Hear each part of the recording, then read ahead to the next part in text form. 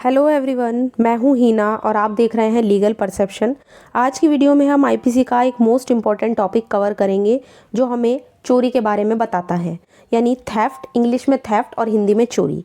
और आईपीसी में कहाँ से कहाँ तक मिलता है हमें टॉपिक, ये मिलता है हमें सेक्शन 378 से लेके 382 तक, यानी धारा 378 से लेके 382 आईपीसी हमें चोरी के बारे में बताती है। इसकी क्या पनिशमेंट है, क्या इसकी डेफिनेशंस है, क्या इसमें एक्सप्लेनेशंस हैं, वो सब आज हम इस वीडियो में डिस्कस करेंगे, वो भी पूरा केस लॉ के साथ।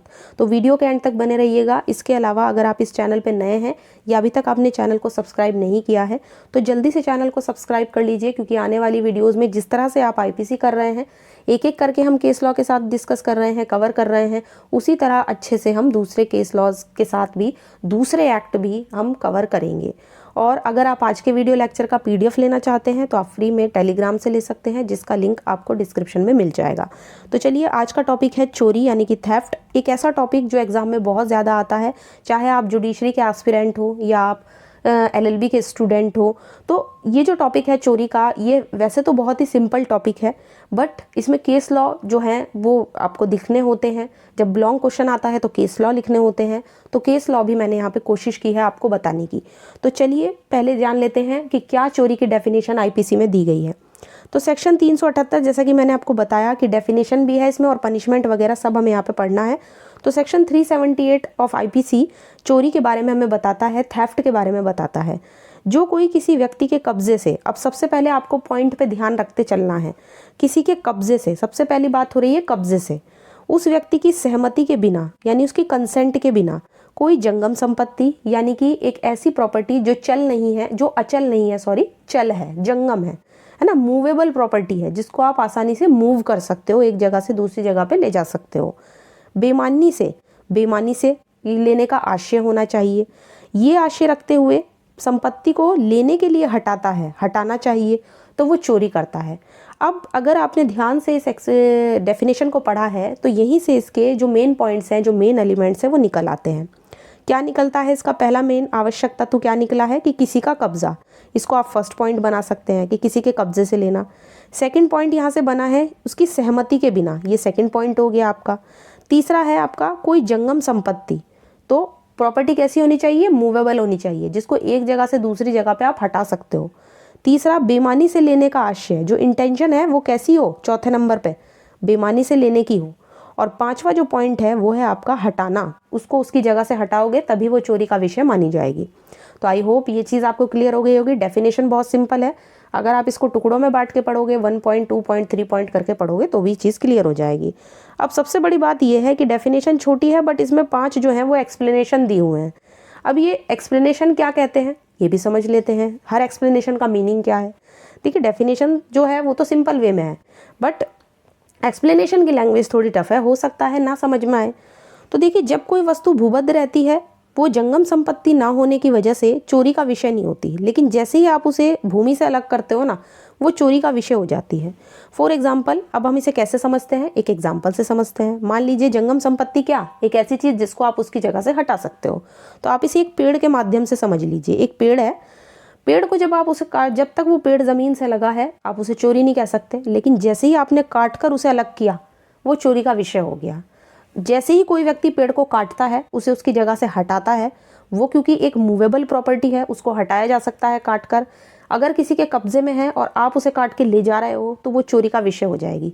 तो पहला जो एक्सप्लेनेशन है वो सिंपली ये कहता है कि जब तक कोई वस्तु भूबद्ध रहती है वो चोरी का विषय नहीं होती, भूमि से जुड़ी हुई होती है, और अगर वो मूवेबल प्रॉपर्टी है और आप उसे उसकी जगह से हटाते हो तो वो चोरी का विषय बन जाती है।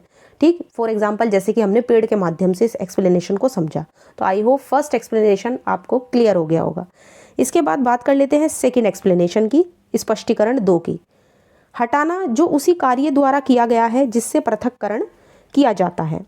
अब फॉर एग्जाम्पल जैसे कि किसी प्रॉपर्टी को हटाना है ना, किसी भी चीज़ को उस जगह से हटाना, यहाँ पे यही बताया गया है, बस कुछ खास बात नहीं है। सिर्फ इतना बताया गया है कि जब आप एक चीज़ को दूसरी जगह पे हटाते हो, एक चीज़ को उसकी जगह से हटा देते हो, तो माना जाएगा कि आपने चोरी की है, बट इंटेंशन जो है वो बेईमानी की होनी चाहिए। तो ये है इसका सेकेंड एक्सप्लेनेशन। थर्ड एक्सप्लेनेशन कहता है कि जब कोई व्यक्ति किसी चीज़ का हटाना कारित करता है, तब कहा जाता है जब वो उस बाधा को हटाता है जो उस चीज़ को रोके हुए है, या उस चीज़ को किसी दूसरी चीज़ से अलग करता है जब वो वास्तव में उसको हटाता है। यानी कि ये जो थर्ड एक्सप्लेनेशन है ये किसी बाधा को हटाने की बात करता है। अब बाधा भी कैसी, जो उस चीज़ को रोके हुए है ना, जिसको आप चोरी करना चाहते हो, जिसको हटाना चाहते हो। यानी कि प्रॉपर्टी जिसको चोरी किया जाना है उससे संबंधित जितनी भी अड़चने हैं, जितनी भी बाधाएं हैं, पहले उनको हटाना, फिर प्रॉपर्टी को उससे अलग करना, और जैसे ही अलग किया तो माना जाएगा कि वो चोरी का विषय बन गई है। जैसे फॉर एग्जाम्पल मैंने पेड़ का एग्जाम्पल दिया, एक वृक्ष का एग्जाम्पल दिया, तो पेड़ को जैसे ही आपने काटा, उसको उसकी जगह से हटाया, सारी अड़चनें आपने हटाई जिससे आप उसे ले जा सको, तो वो चोरी माना जाएगा। इसके बाद आता है फोर्थ एक्सप्लेनेशन यानी स्पष्टीकरण 4। वो व्यक्ति जो किसी साधन द्वारा किसी जीव जंतु का हटाना कारित करता है, उस जीव जंतु को हटाता है कहा जाता है, वैसी हर एक चीज़ को हटाता है जो इस तरह उत्पन्न की गई गति के परिणाम स्वरूप उस जीव जंतु द्वारा हटाई जाती है। यहाँ पे बात हो रही है किसी पशु की, किसी जीव जंतु की। फॉर एग्जाम्पल मान लीजिए कोई व्यक्ति किसी व्यक्ति के बैलों को चुराना चाहता है जो बैलगाड़ी में लदे हुए हैं।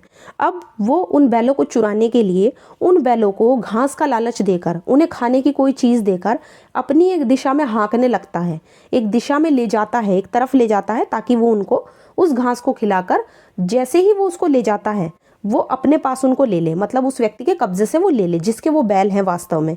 तो अगर कोई व्यक्ति ऐसा करता है क्योंकि उसने उन बैलों को उस दिशा में हाँका, वो भी उन्हें खाने का लालच देकर ताकि वो उनको चुरा सके, तो यहाँ पे भी यही माना जाएगा कि उसने उन जीव जंतु को हटाया है, तो उसने चोरी की है। तो आई होप ये इतनी चीज़ क्लियर हो गई होगी। बात कर लेते हैं फिफ्थ एक्सप्लेनेशन की यानी स्पष्टीकरण 5 की। परिभाषा में जो सहमति की बात हुई है कि किसी व्यक्ति की सहमति के बिना ले जाता है। अब ये जो सहमति है ये किसकी हो सकती है, तो सबसे पहली जो यहाँ पे सहमति की बात हुई है वो है कब्जा रखने वाले व्यक्ति की। यानी एक ऐसे व्यक्ति की सहमति के बिना आप अगर किसी चीज़ को ले जा रहे हो जो उस प्रॉपर्टी पर कब्जा रखता है, उस चीज़ पर कब्जा रखता है जिसके कब्जे से वो हटाई गई है, तो उसकी सहमति यहाँ पे देखी जाएगी। ठीक, और वो सहमति कैसे भी दे सकता है, अभिव्यक्त रूप से भी दे सकता है यानी स्पष्ट रूप में भी दे सकता है, विवक्षित तौर पे भी दे सकता है, तो किसी भी तरह की सहमति यहाँ पे इसकी बात हुई है। तो यहाँ पे सहमति को भी एक एक्सप्लेनेशन में जो है वो क्लियर किया हुआ है। तो सहमति यहाँ पे किस व्यक्ति की देखी जाएगी, जो उस प्रॉपर्टी पे कब्जा रखता है। तो आई होप इतनी चीज़ आपको क्लियर हो गई होगी। अब बात कर लेते हैं इसके इलस्ट्रेशन की। दृष्टांत हमें इसलिए पढ़ने होते हैं, देखिए किसी भी सेक्शन में, क्योंकि दृष्टांत जो होते हैं वो आपकी चीज़ को बिल्कुल पक्का कर देते हैं, बिल्कुल क्लियर कर देते हैं, किसी तरह का कोई कंफ्यूजन आपके माइंड में नहीं रहेगा। फॉर एग्जांपल मान लीजिए मैं सेक्शन 370 की बात करूं, मुझे पता है आप यहाँ तक बिल्कुल आपको चीज़ें क्लियर हुई होंगी, कोई डाउट नहीं होगा, बट मैं आपको दृष्टांत इसलिए समझाती हूँ, इलस्ट्रेशन इसलिए क्लियर करती हूँ ताकि चीज़ों में और ज़्यादा क्लियरिटी आ जाए, आपको किसी तरह का कोई डाउट ना रहे टॉपिक को लेकर। तो अब हमें दृष्टांत देखने होंगे इसी टॉपिक से रिलेटेड। सबसे पहले बात करते हैं पहले दृष्टांत की। देखिए वाई की सहमति के बिना, सबसे पहले गौर कीजिए, सहमति के बिना, कंसेंट के बिना वाई के कब्जे से, कब्जे की भी बात हो रही है। एक वृक्ष, वृक्ष क्या है, एक जंगम संपत्ति है, एक मूवेबल प्रॉपर्टी है जिसको हटाया जा सकता है, काट कर अलग किया जा सकता है। बेईमानी से लेने के आशय से, अब देखिए सारे इंग्रेडिएंट फुलफिल हो रहे हैं, सारे मेन एलिमेंट्स फुलफिल हो रहे हैं यहाँ पे। सहमति के बिना भी ले जा रहा है, कब्जे से भी ले जा रहा है, वृक्ष को भी ले जा रहा है जो एक जंगम संपत्ति है, और बेईमानी से लेने का आशय भी है। ये क्या करता है, उस पेड़ को काट देता है। जैसे ही इन्हें इस तरह से उस पेड़ को अलग किया ज़मीन से, तो वो चोरी किया करता है, ये कहेगा। ठीक, नेक्स्ट जो दृष्टांत है, जो इलस्ट्रेशन है, वो बताता है हमें चोरी के ही बारे में। मान लीजिए ए जो वाई का मित्र है, उसका फ्रेंड है, वाई की अनुपस्थिति में, मतलब वाई उस समय वहाँ पे मौजूद नहीं था, उसकी अनुपस्थिति में उसकी लाइब्रेरी में जाता है, पुस्तकालय में जाता है, और उसकी कंसेंट के बिना, उसकी सहमति के बिना एक बुक वहाँ से पढ़ने के लिए ले आता है, और उसकी इंटेंशन भी है कि वो उसको पढ़ने के बाद वापस कर देगा। ठीक है, चलिए, उसका कोई बेईमानी का यहाँ पे इंटेंशन नहीं थी। यहाँ ये संभावना है कि वाई का विचार हो कि पुस्तक उपयोग में लाने के लिए उसे वाई की सहमति प्राप्त है, मतलब कि हो सकता है कि ए को ऐसा लग रहा है कि वाई की उसे कंसेंट मिली हुई है ना, वाई की उसे सहमति मिली हुई है कि वो जब चाहे वहाँ से बुक ले जाए और पढ़ सकता है। तो यदि यहाँ ए का ये विचार है तो उसने कोई भी चोरी नहीं की है। अब चोरी इसको क्यों नहीं माना गया, क्योंकि यहाँ पे ए का जो आशय था वो किसी तरह का कोई बेईमानी पूर्वक आशय नहीं था, उसकी कोई गलत इंटेंशन नहीं थी, तो इसलिए इसको यहाँ पे चोरी नहीं माना गया है। अब ये तो बात थी ये पूरी डेफिनेशन, इलस्ट्रेशन और एक्सप्लेनेशंस की। अब बात कर लेते हैं चोरी के बारे में, इसके पनिशमेंट की कि कितनी पनिशमेंट है। तो सेक्शन 379 जो है आईपीसी का, यानी धारा 389, ये हमें बताती है चोरी के दंड के विषय में कि अगर कोई व्यक्ति चोरी करता है उसको कितनी पनिशमेंट मिलेगी, ये जानना हमारे लिए बेहद ज़रूरी है। तो चोरी के पनिशमेंट के लिए जो कोई चोरी करेगा वो दोनों में से किसी भांति के कारावास से, जिसकी अवधि 3 वर्ष तक की हो सकेगी। ये आपको गौर करना है कि 3 साल की पनिशमेंट मिल सकती है, वो भी किसी भी तरह की। ऐसा नहीं है कि सिर्फ सिंपल इम्प्रिजनमेंट मिलेगा, सादा ही कारावास मिलेगा, ऐसा नहीं है। दोनों में से किसी भी तरह का मिल सकता है, कठोर भी मिल सकता है, सादा भी मिल सकता है। या जुर्माने से या दोनों से दंडित किया जाएगा।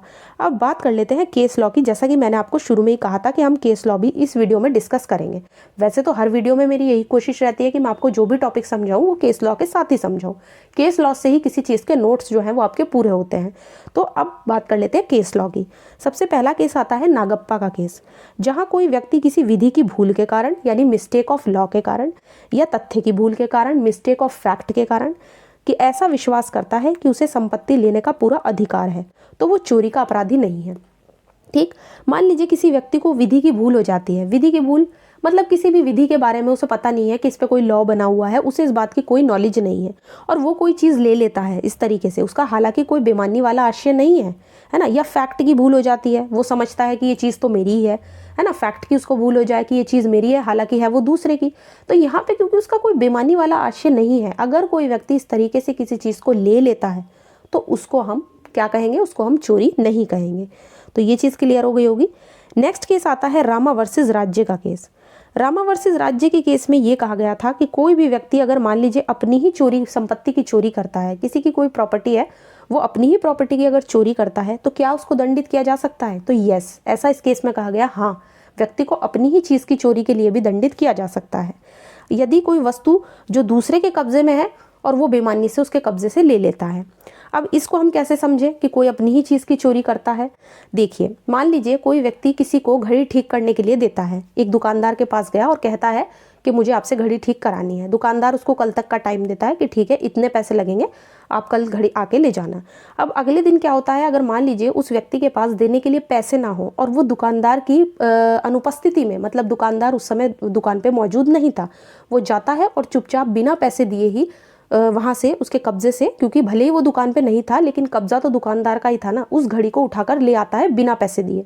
तो यहाँ पे उस व्यक्ति को चोरी के लिए दोषी ठहराया जा सकता है, क्योंकि भले ही चीज़ उसकी थी लेकिन उसने दुकानदार की परमिशन के बिना उसके कब्जे से और बेईमानी की इंटेंशन से उस अपनी घड़ी को, भले ही घड़ी उसकी थी लेकिन वो उठाकर ले आया।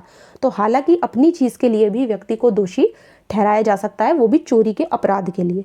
तो बेसिकली इस केस का जो पॉइंट है वो यही निकल के आता है कि अपनी चीज़ के लिए भी, अपनी प्रॉपर्टी की चोरी के लिए भी व्यक्ति को पनिशमेंट मिल सकती है। नेक्स्ट केस आता है प्यारेलाल भार्गव वर्सेस राजस्थान राज्य। इस केस में भी अभियुक्त को चोरी का दोषी ठहराया गया था। दरअसल इस मामले में होता क्या है कि एक व्यक्ति एक ऑफिस में काम करता है, एक ऑफिस का कर्मचारी होता है और वो कुछ दिन के लिए, 1 या 2 दिन के लिए बाहरी व्यक्ति को एक फ़ाइल दे देता है कि तुम ये ले जाओ फाइल और 2 दिन के बाद मुझे वापस ला के दे देना, लेकिन वो मालिक की परमिशन के बिना उसको फ़ाइल दे देता है। तो यहाँ पे क्वेश्चन ये उठता है कि क्या उस व्यक्ति को चोरी का दोषी ठहराया जाएगा, क्योंकि उसने तो कुछ समय के लिए उसको जो थी फाइल दी थी। तो यहाँ पे उसको चोरी के लिए ही दोषी ठहराया गया था, क्योंकि एक तो उसने सहमति के बिना ये काम किया था और दूसरा इसको चोरी ही माना गया, भले ही उसने 1 या 2 दिन के लिए उस फाइल को दिया था ऑफिस से बाहर वाले व्यक्ति को। तो ये चीज़ क्लियर हो गई होगी, आई होप।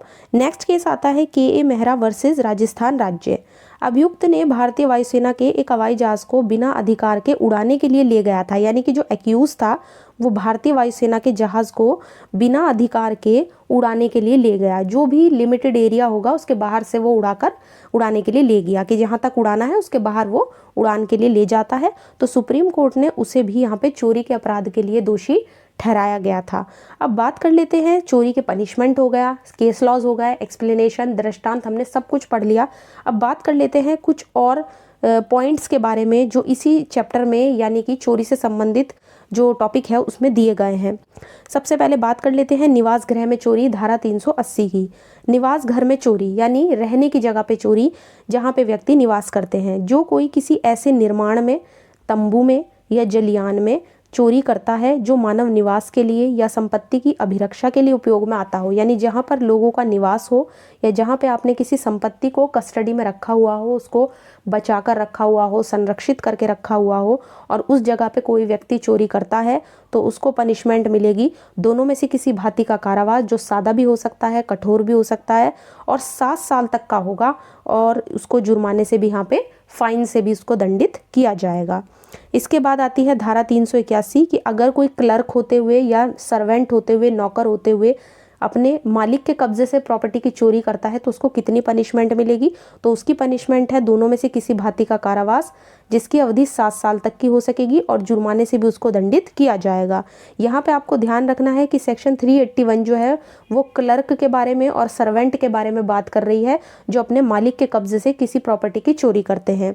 इसके बाद आती है धारा 382, चोरी करने के लिए किसी की मृत्यु, उपति यानी कि चोट या अवरोध, किसी को मतलब बंद वगैरह करके रखना आदि की तैयारी के बाद अगर कोई चोरी करता है, तो अगर कोई ऐसा करता है कि चोरी करने के लिए या चोरी के बाद उसको निकल भागना है किसी जगह से, इस काम को आसान बनाने के लिए मान लीजिए वो संपत्ति को रखने के लिए किसी व्यक्ति की मृत्यु कारित करता है, किसी को चोट पहुंचाता है, किसी का अवरोध करता है ना, उसको बाधा पहुंचाता है, या इन सब चीज़ों की का किसी को डर दिखाकर तैयारी करके, मतलब किसी सामने वाले को इन सब चीज़ों का डर दिखा के चोरी करता है कि तुम्हें मार दिया जाएगा, या तुम्हें चोट पहुंचा दी जाएगी, या तुम्हें बंद करके रख लिया जाएगा, तो ऐसा कोई भी डर दिखाकर फिर चोरी करता है अगर कोई व्यक्ति, तो वो कठिन कारावास से, जिसकी अवधि 10 साल तक की हो सकेगी, और जुर्माने से भी उसको दंडित किया जाएगा।